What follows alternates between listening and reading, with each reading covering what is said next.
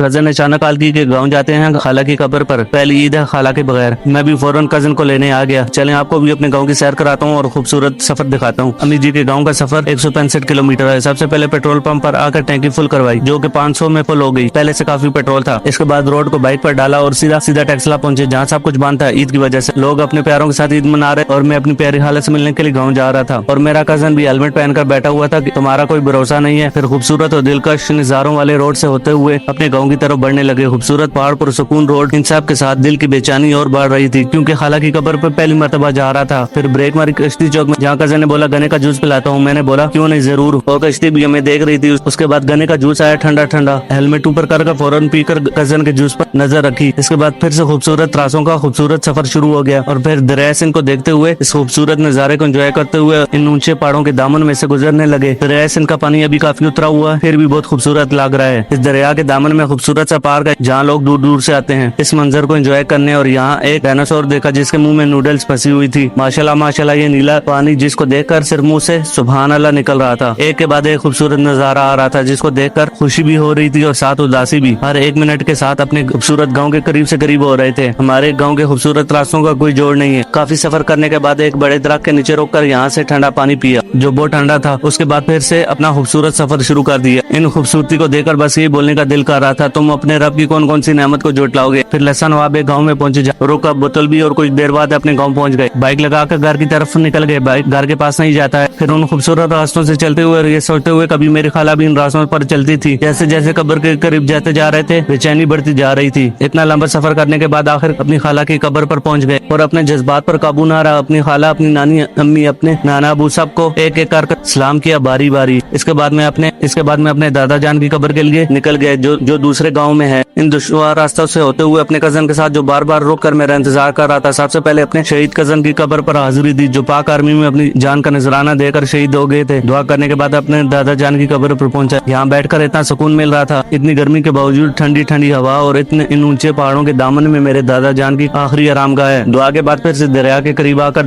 दरिया को करीब से देखा, जो बिल्कुल खामोश और पुरसुकून नजर आ रहा था दूर से।